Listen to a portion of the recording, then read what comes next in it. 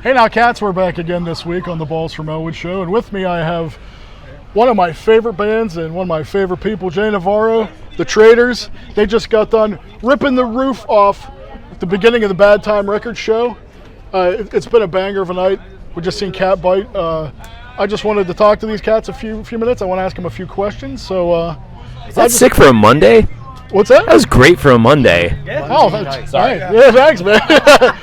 Here I thought I was grossly underprepared. Yeah. What I want to ask you is, I've been listening to this new album with you guys since it came out on Bad Time. I want to ask you, how did you guys initially, come in? How did you get to know Mike? How did you get involved with Bad Time Records?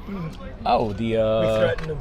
We played the shape of Ska Punk to Come compilation. Close. You're close. But that was the first recording. We played Baltimore with Kill Lincoln. Oh. Many moons ago on our very first tour.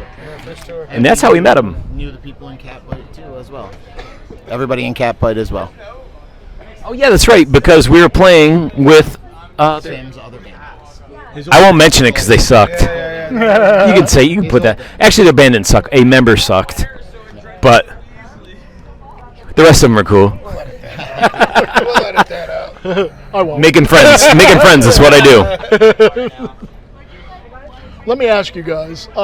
It seems like Bad Time Records, we're all it's kind of made a community, and everybody seems to be kind of like networking. It's a family, and ska is now popular now more than it's ever been. What do you think bridges the gap and it makes it universally appealing to not only young crowd but like people our age still?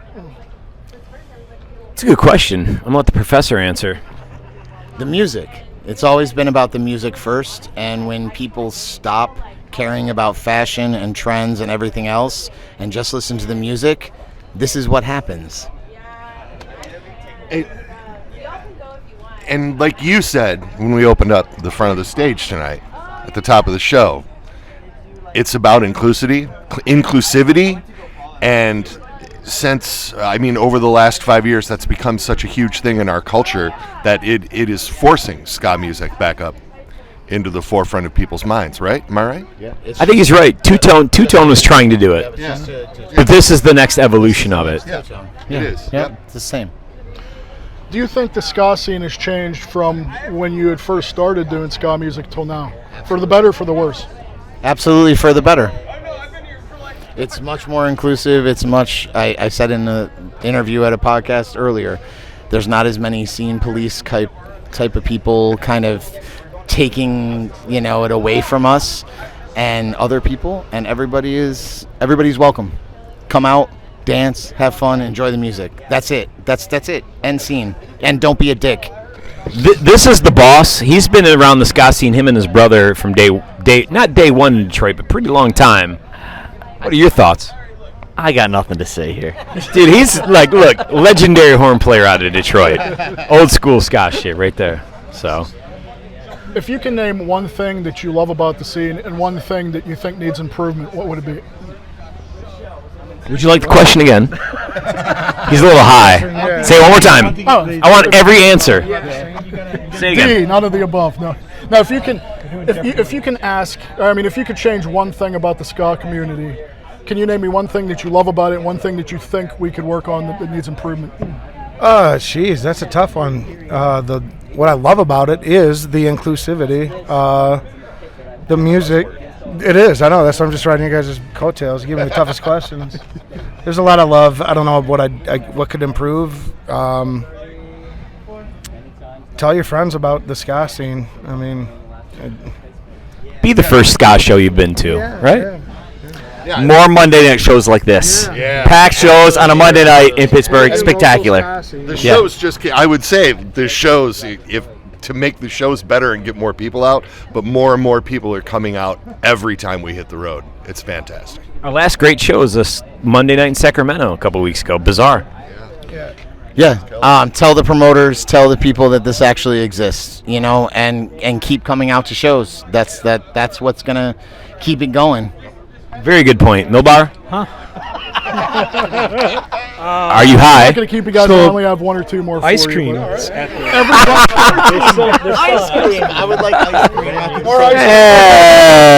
Weed and Adderall. at the shows. People are always in good moods at shows too. You know, at the ska shows, like there's no angry people at ska shows. That's what I love about the ska shows.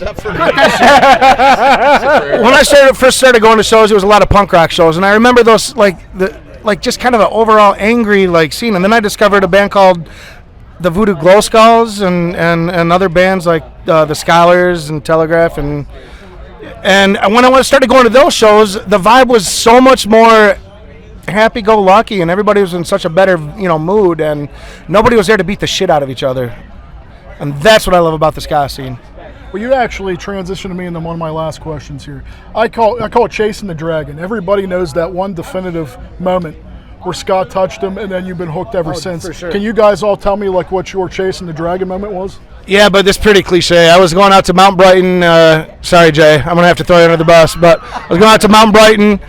Right when SOS came out on that one album, and it was I think President's Day weekend, and I heard this on the 89X Homeboy show, and I heard this band, and my fucking mind was blown, and that was my moment right there, and it happened to be the Suicide Machines. So. When Jay asked me to be in this band and I played ska for the first time as a 45-year-old man. He's a polka player. Not poker, polka. Polka. You heard nice. So I actually saw the Michigan Ska Fest in 1992, 1993 with Bim Scala Bim. Nice. And Suicide Machines played as well. But then I actually met Jay, played with him. I've known him since I was 17 years old, and this is it right here. Yeah, there's a pattern here.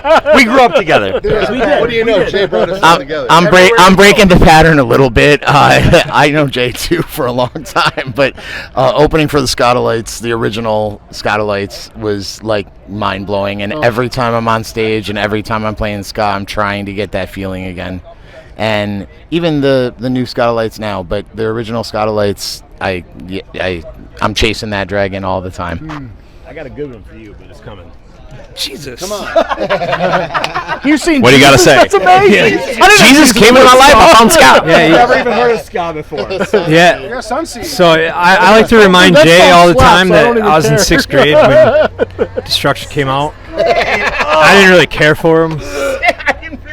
And then I got a little older and I started liking the Suicide Machines, but No, I would say in 9th grade, when I heard the Blue Meanies, even though that's like nice. insane, like just fuck yeah. hearing that energy and going on that, but